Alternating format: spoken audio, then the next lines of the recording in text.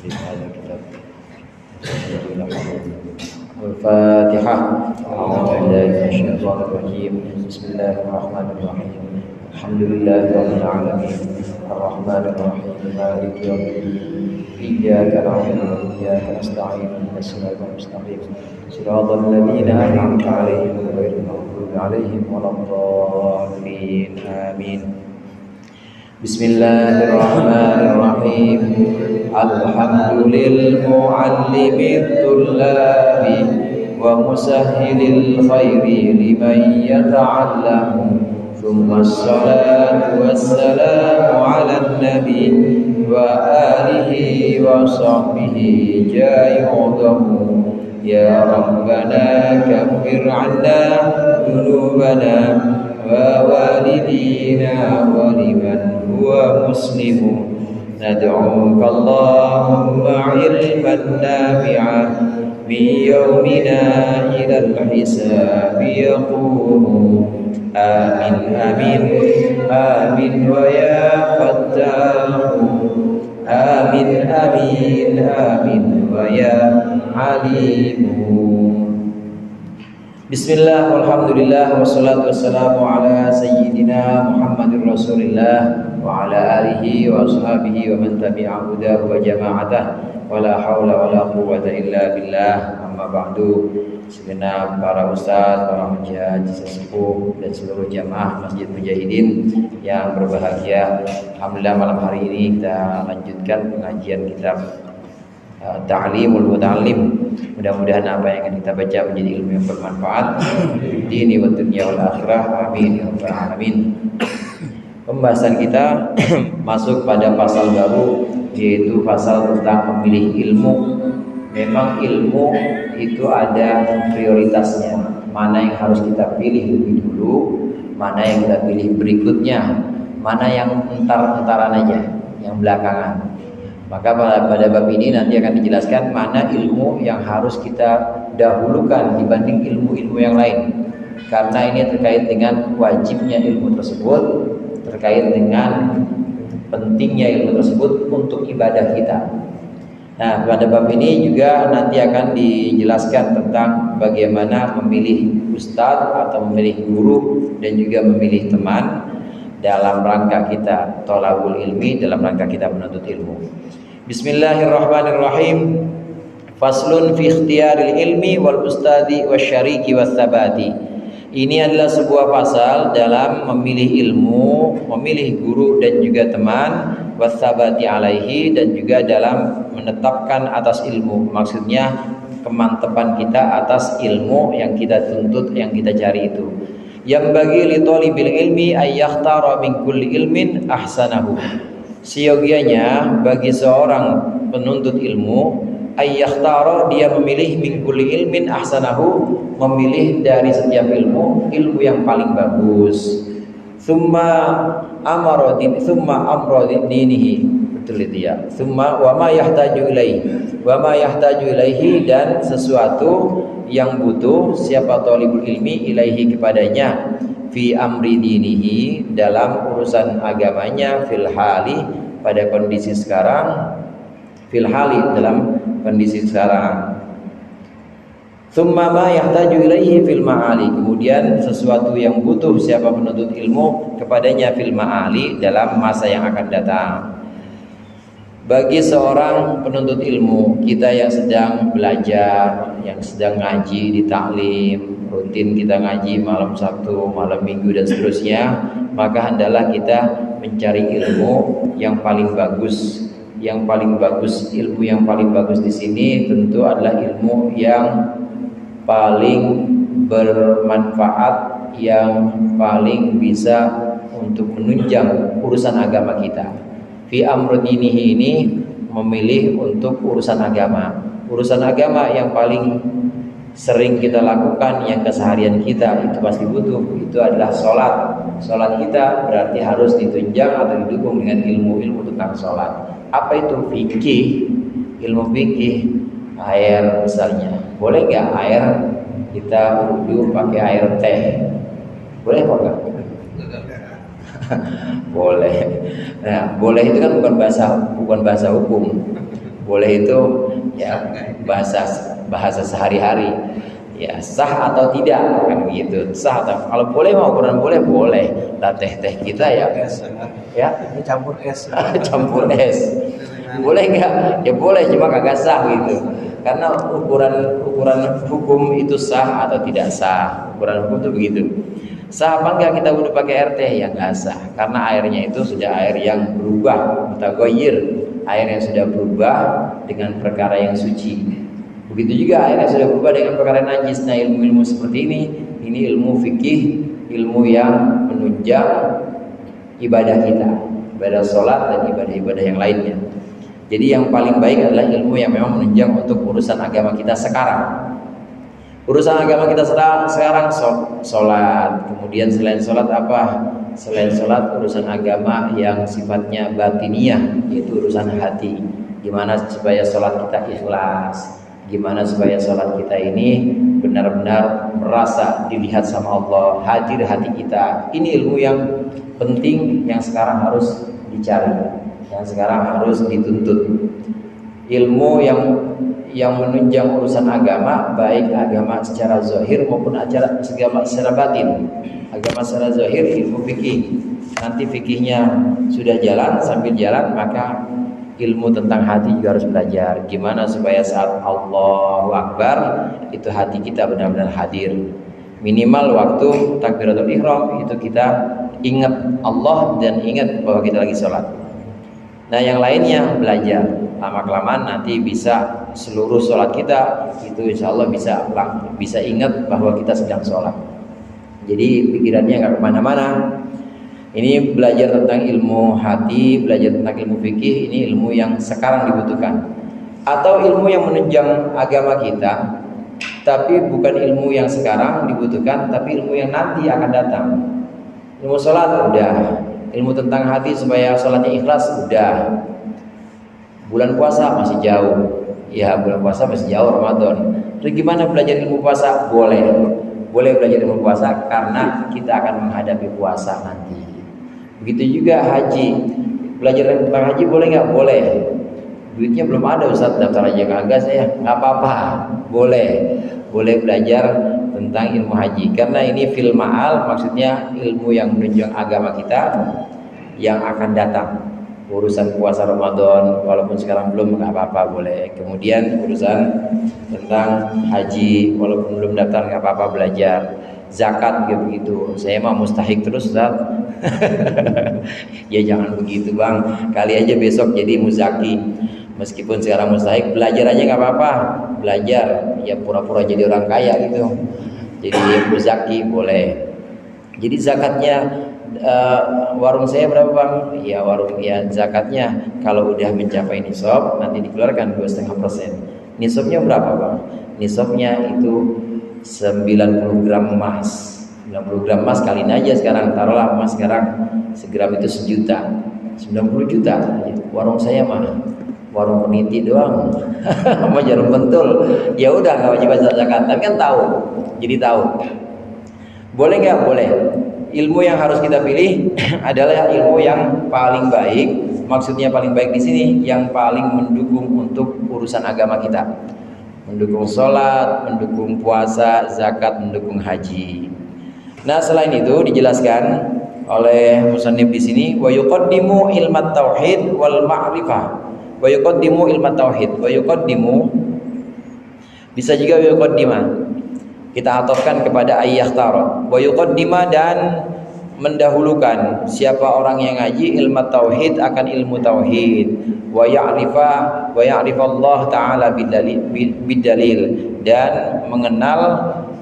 mengenal Allah taala bidalili dengan dalil atau dengan argumentasi, dengan bukti-bukti. Fa inna imanal muqallidi, karena sesungguhnya iman orang yang taklid, wa in kana sahihan indana, meskipun ada iman muqallid, iman taklid itu sah menurut kita, lakin yakunu athiman, tetapi ada orang yang taklid itu berdosa bitarkil istidlali, dengan meninggalkan istidlal atau meninggalkan argumentasi, meninggalkan bukti-bukti. Ilmu fikih ya menunjang agama kita. Ilmu tentang ilmu hati yang kadang-kadang disebut dengan ilmu akhlak atau tasawuf, ya menunjang agama kita. Nah, di antara ilmu-ilmu itu selain fikih dan ilmu tentang ikhlas, ilmu hati, maka yang harus didahulukan setelah fikih adalah ilmu tauhid, saudara. Ilmu tauhid dan ilmu tentang mengenal Allah atau makrifat. Makrifat di sini, makrifat yang artinya mengenal Allah dengan sifat-sifatnya, mengenal perbuatan-perbuatan atau af'alnya Allah, mengenal Allah dari setiap penciptaan yang ada di muka bumi ini, dari sifat-sifatnya Allah, dari af'al atau perbuatan-perbuatan Allah yang ada di alam semesta, kita mengenal Allah. Namanya ma'rifat. Ilmu tauhid erat kaitannya dengan ma'rifat. Tapi ma'rifat yang dimaksud sini bukan ma'rifat yang disalahartikan. Kadang-kadang kan orang sebut ma'rifat tuh ahli ma'rifat tuh ngapain? Duit di kantong gue dia tahu berapa. Misalnya, bukan itu ma'rifat. Tuh ahli ma'rifat tuh emang apa? Dia tahu aja gue dari mana. Nah, tadi di rumah habis berantem sama bini, dia tahu. Bukan itu ma'rifat. Ma'rifat yang dimaksud di sini mengenal Allah dengan segenap sifat-sifatnya, mengenal Allah, sifat-sifat wajibnya, sifat-sifat mustahil, sifat jaiz. Kemudian juga dengan dalil atau dengan argumentasi bisa membuktikan. Ini hubungannya dengan ilmu tauhid. Kenapa kita wajib mendahulukan ilmu tauhid dibanding ilmu yang lainnya? Karena orang yang imannya itu taklid atau ngikut-ngikut, imannya cuma ikut-ikutan, itu dosa orang itu. Imannya sah nggak? Apakah dia nanti diterima? Gimana nih? Terima, sah. Tapi dosanya karena dosa nggak mau belajar, nggak mau ngaji. Orang misalnya apa? Ditanya, ente yakin Allah ada? Ada. Emang Allah berapa? Satu. Apa buktinya? Tahu dah, gue mau ikut-ikutan doang. Gue mau ikutan aja sama guru gue katanya satu sih. Kagak ada temennya. Tuhan mah nggak bisa mendirikan bukti, nggak bisa mendirikan dalil, baik dalilnya itu dalil akal maupun dalil nakol atau dalil ayat, maka dia imannya sah, diterima imannya, tapi dia dosa karena nggak mau belajar. Nah, belajarnya gimana supaya bisa mendirikan dalil? Belajarnya dari ilmu tauhid. Dalam ilmu tauhid itu seperti kitab ada yang namanya Al-Jawahirul Kalamiyah, kemudian ada Al-Husunul Hamidiyah. Itu kita diajarin cara-cara bagaimana membuktikan bahwa Allah itu satu, bahwa Allah itu berdiri sendiri, bahwa qiyamu binafsih, bahwa Allah itu sami, maha mendengar. Itu diajarkan bagaimana cara membuktikan. Contoh begini, bukti bahwa Allah itu satu, dalilnya apa? Buktinya apa? Buktinya ayat Al-Quran mengatakan qul huwallahu ahad. Itu namanya bukti atau dalil nakli. Terus dari akalnya gimana? Kalau kita ingin membuktikan secara akal, secara akal memang yang namanya Tuhan satu. Karena akal kita ini pasti berontak, akal kita ini pasti menolak kalau Tuhan itu dua. Kalau Tuhan ada dua, berarti namanya bukan Tuhan. Karena yang disebut dengan Tuhan itu adalah yang paling berkuasa. Kalau dia berdua, berarti salah satunya atau dua-duanya itu bukan Tuhan. Kenapa? Kerjasama, ngurusin alam semesta aja berdua. Jadi joinan gitu, ngurusin alam semesta aja nggak bisa sendirian, berarti dia terbatas kekuasaannya, lemah berarti. Kalau lemah berarti bukan Tuhan. Jadi akal kita menerima yang bagaimana? Akal kita menerima bahwa Tuhan pasti satu. Kalau ada yang mengatakan dua, berarti salah satu itu bukan Tuhan. Yang Tuhan yang mana? Yang Tuhan yang paling kuat. Itulah Tuhan. Bahwa Allah itu punya sifat wahdaniyah, punya sifat satu. Ini bisa dibuktikan secara akal. Akal kita menolak kalau Tuhan itu lebih dari satu. Apalagi Tuhan ada 3, Tuhan ada 4, ada 5. Namanya bukan Tuhan. Itu namanya pengurus atau panitia. Panitia alam semesta. Jadinya kepanitiaan. Kalau Tuhan pasti satu. Akal kita menolak Tuhan itu lebih dari satu. Ini mendirikan dalil atau bukti secara akal, secara akli. Juga mendirikan dalil secara nakli, ayat-ayat yang kita sebut. Ini harus dilakukan untuk seorang yang beriman, dan imannya iman ilmiah atau imanu ilmin. Imannya itu iman secara ilmiah dan bisa dibuktikan secara rasional tadi. Ayatnya ada, kemudian bukti akalnya ada. Kalau ditanyain, tahu dah aku mau ikut-ikutan doang, itu namanya dia imannya ikut-ikutan, taklid, sah imannya, cuma dosa karena nggak mau belajar. Karena tingkatan iman itu ada 5, hadirin. Yang pertama iman taklid, boleh sah. Yang kedua imanu ilmin.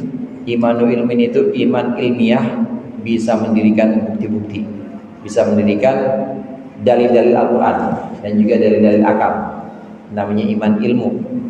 Iman ilmu ini udah terbebas dosa nih orang yang iman ilmu, karena sudah mau belajar. Belajarnya bagaimana? Belajarnya melalui ilmu tauhid.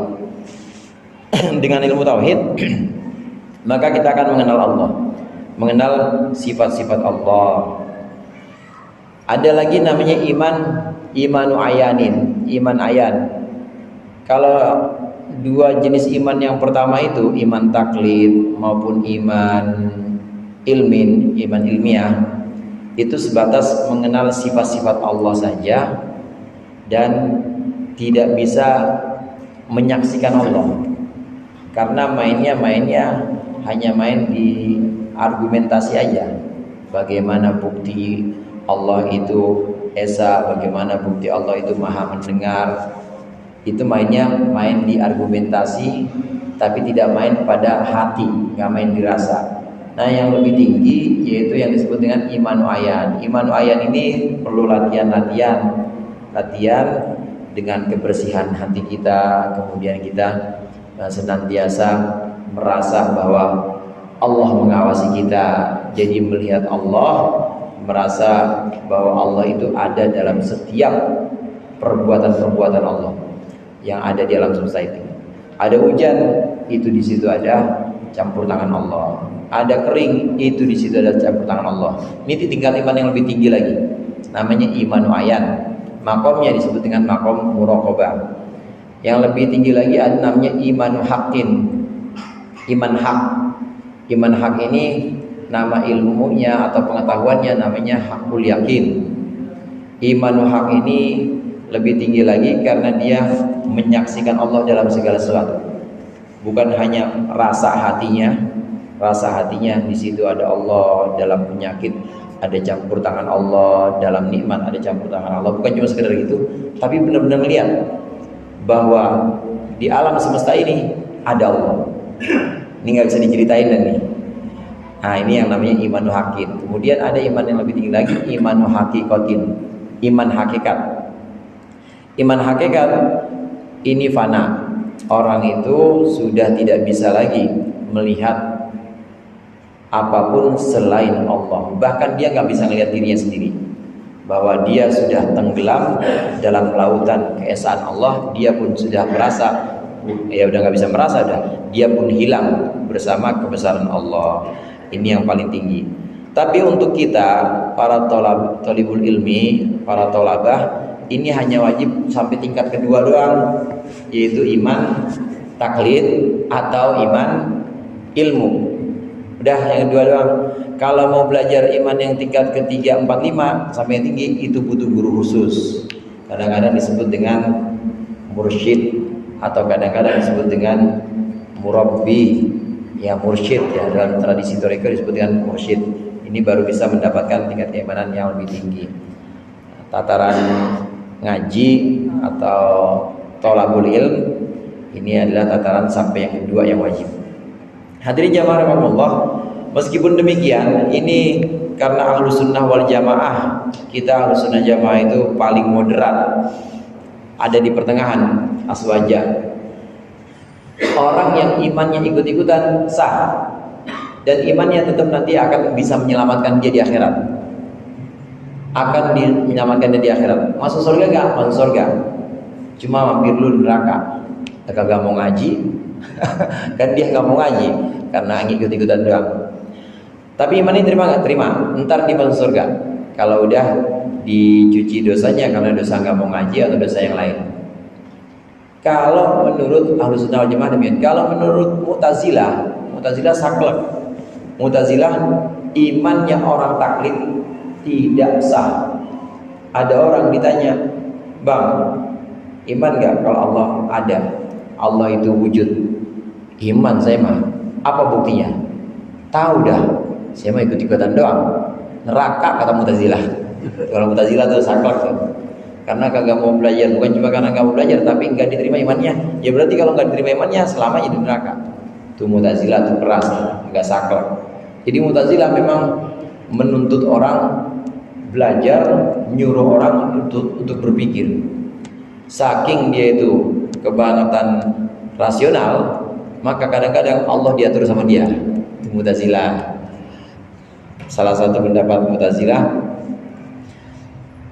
perbuatan baik, orang yang melakukan perbuatan baik maka wajib Allah ganjar dengan surga, dan yang melakukan perbuatan buruk wajib Allah balas dengan neraka. Itu kalau Mu'tazilah. Setuju nggak Pak? Setuju. Mu'tazilah semua ini. Jadi orang yang berbuat baik, maka perbuatan baiknya akan memasukkan dia ke surga.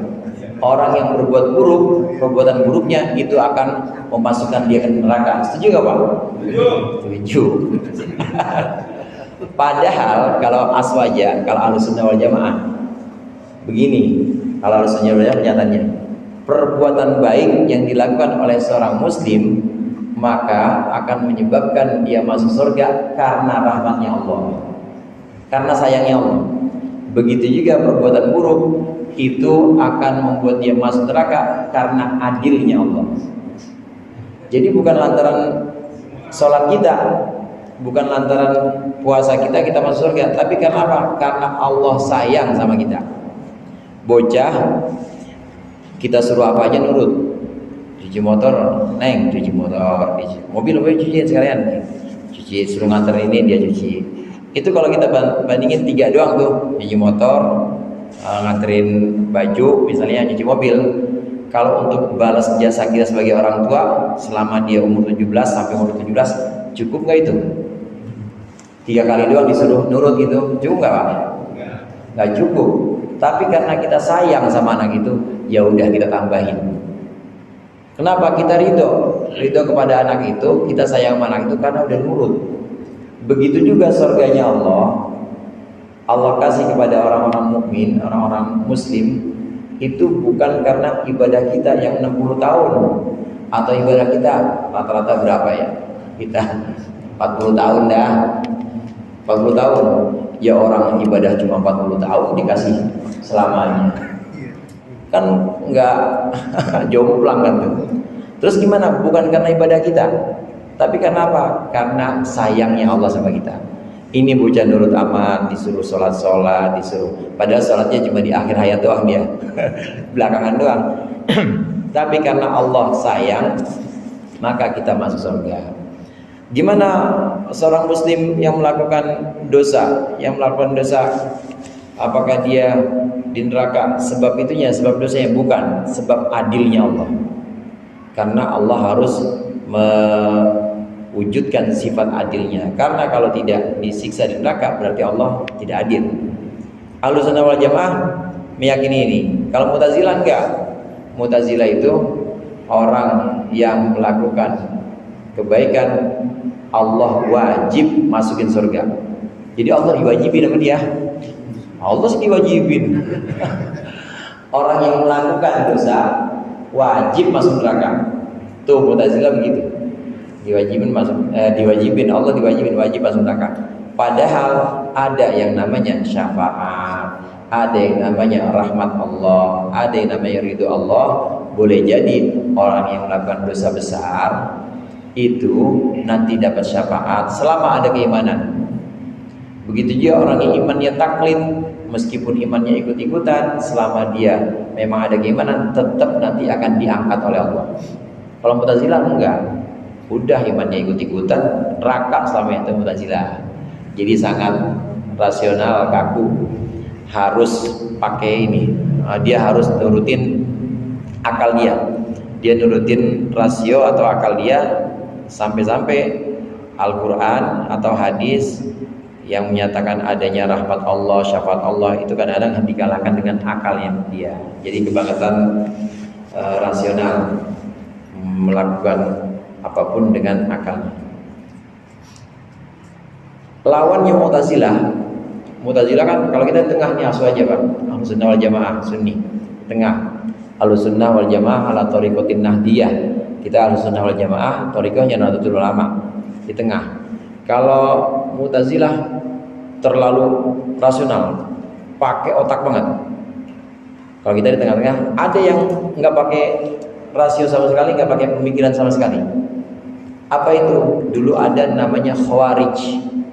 Dulu ada namanya Khawarij.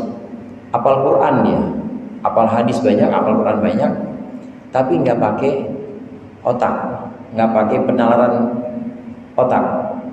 Apa yang dia baca dan menurut nafsu dia itu ya pemahamannya begitu, harus begitu. Orang lain salah, namanya Khawarij. Khawarij ini tidak mau pakai otak, tidak mau pakai otak, nggak mau pakai akal. Contoh begini, pemahaman Khawarij dalam sisi akidah, dia mujassimah, memahami ayat yadullahi fawqa aydihim, tangan Allah di atas tangan mereka. Orang-orang Khawarij ini mengartikan berarti Allah punya tangan. Lah orang di Qurannya sebutannya tangan, berarti Allah punya tangan. Tangan Allah di atas tangan orang-orang kafir, berarti Allah punya tangan. Kalau Allah punya tangan, berarti Allah punya jisim atau punya jasmani. Ini kesalahannya.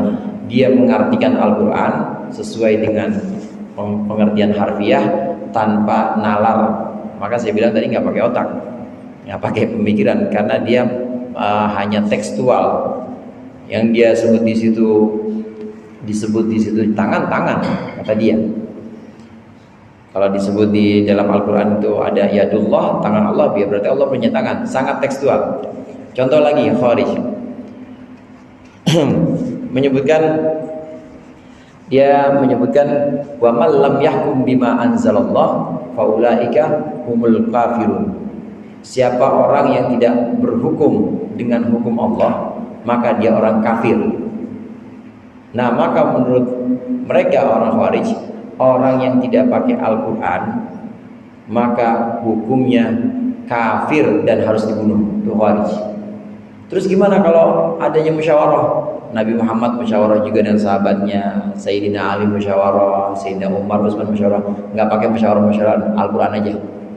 Jadi nggak ada yang namanya musyawarah, nggak ada yang namanya demokrasi, nggak ada. Semuanya togut kalau kata dia. Ini Khawarij nih, semuanya setan tuh kalau kata dia. Nggak pakai musyawarah, nggak pakai diskusi, rapat-rapat, rembuk-rembuk, nggak ada dah. Pokoknya Quran aja. Tapi Quran sesuai keinginan dia. Quran seenak udelnya dia. Itu namanya Khawarij. Yang nggak setuju sama dia kafir. Nah, ini nggak pakai pemikiran, nggak pakai akal, memahami Al-Quran hanya sesuai hawa nafsunya.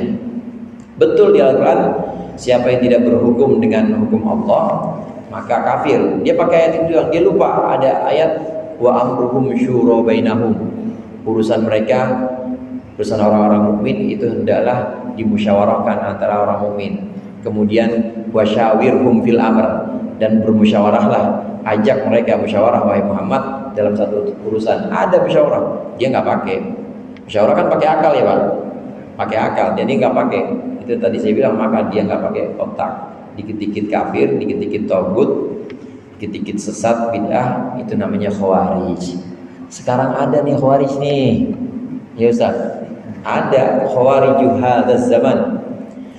Syekh Ahmad As-Sawi dalam Hasyiah Tafsir Jalalain ini menyebut ulaika khawariju hadzal zaman. Mereka itu adalah Khawarij zaman sekarang. Syekh Ahmad As-Sawi mengatakan ini seperti apa? Mengatakan ini untuk siapa? Mengatakan ini untuk pengikutnya Muhammad bin Abdul Wahab yang ada di Saudi tahun 1800-an yang sekarang jadi Wahabi. Syekh Ahmad As-Sawi yang mensyarahkan Tafsiran menyebut bahwa Muhammad bin Abdul Wahab dan pengikutnya itu adalah Khawarij zaman sekarang. Pemahamannya itu dangkal. Kalau kata dia tangan ya tangan, kalau kata dia kafir, nggak pakai musyawarah, nggak pakai demokrasi, nggak pakai rembukan. Pokoknya apa yang nggak ada dalam Quran, kata dia mah neraka semua, harus diperangi. Ini Khawarij. Munculnya di mana? Munculnya udah pernah ada di Arab tahun 1800-an, namanya Wahabi. Muhammad bin Abdul Wahab itu ini apa imamnya, terus diikuti oleh pengikut-pengikutnya sekarang. Ini Wahabi, Khawarij zaman sekarang. Dan pemahaman yang tadi ekstrim ke kiri, kalau Mu'tazilah ekstrim ke kanan banget, atau ya pokoknya ekstrim sebelah ujung banget. Kalau Khawarij atau Wahabi sebelah ujungnya lagi, nah kita ada di tengah-tengah ini. Pakai akal juga kita pakai penalaran akal atau rasional, kita juga pakai Al-Quran, pakai hadis, bahkan kita pakai ijma dan qiyas. Ijma dan qiyas itu kan, ijma itu kan kesepakatan sahabat. Kalau kesepakatan berarti pakai musyawarah dan juga pakai otak juga atau rasional. Qiyas juga begitu, apalagi qiyas. Qiyas itu sangat rasional. Qiyas itu menggunakan akal. Kalau nggak pakai qiyas nggak bisa. Saya tanya begini misalnya, Pak. Dulu Nabi zakat fitrah pakai apa kira-kira? Pakai apa? Zakat fitrah? Kurma, gandum, gitu ya.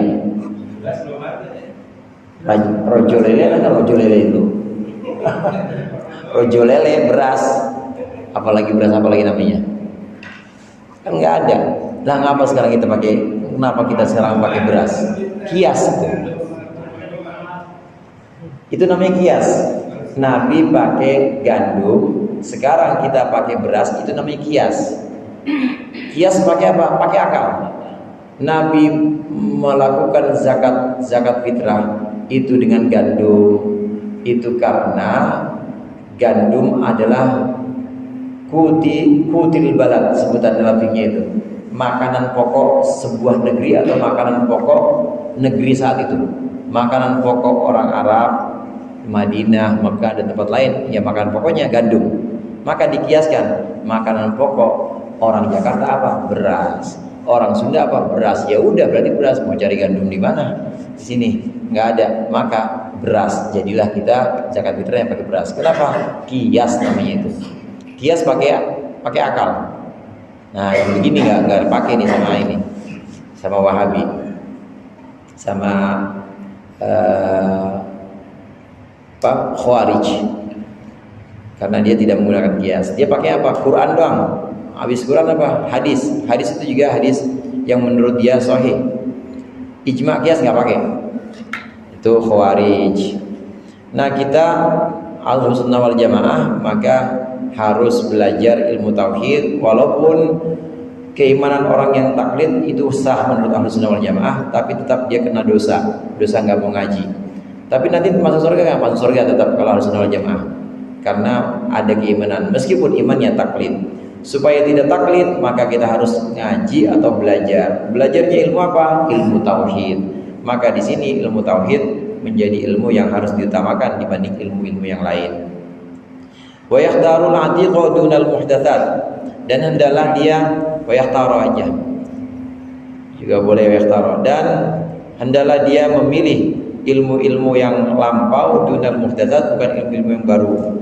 Qalu, para ulama berkata, alaikum bil atiq wa iyyakum wal muhdatsat.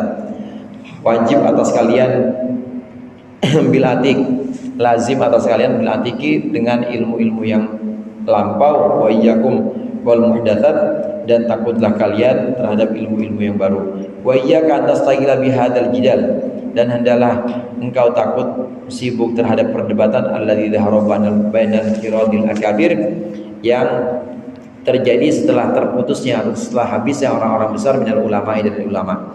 Fa innahu yubidu anil fiqhi, karena itu menjauhkan dari fikih. Wa yudayyi'u al-umra, dan menyia-nyiakan umur. Wa yuridul wahsyata wal adawata, dan akan menyebabkan atau mewariskan permusuhan, mewariskan rasa takut dan permusuhan. Wa huwa min asyratis saah, padahal itu termasuk syarat-syaratnya kiamat, pertifa'il ilmi wal fiqhi, dan syarat-syaratnya terangkatnya ilmu fikih, ilmu dan fikih, kada warada fil hadis, sebagaimana sampai dalam hadis. Ini pesan Rasulullah. Dan sebelum pesan Rasulullah dikutip oleh pengarang bilang begini, hendaklah kita yang mencari ilmu itu kita utamakan ilmu-ilmu lampau atau ilmu-ilmu dulu yang duluan ada, seperti ilmu Al-Quran, baca Quran itu duluin dulu, baca Quran dengan tajwidnya harus lebih dulu. Nanti kalau sudah seperti itu, baru ilmu-ilmu yang muncul setelahnya, yaitu ilmu tentang tafsir, hadis, juga ilmu tentang mustalah hadis, itu duluin dulu. Nah, nggak kalah pentingnya yang tadi di atas disebutkan fikih dengan tauhid. Fikih dan tauhid jangan dilupakan juga. Insyaallah kita lanjutkan pertemuan yang akan datang. Kurangnya saya mohon maaf. Allah manfa'na bima 'allamtana wa 'allimna ma yanfa'una. Sallallahu alaihi wasallam Muhammad wa ala alihi wasallam. Walhamdulillahirabbil alamin. Assalamualaikum warahmatullahi wabarakatuh.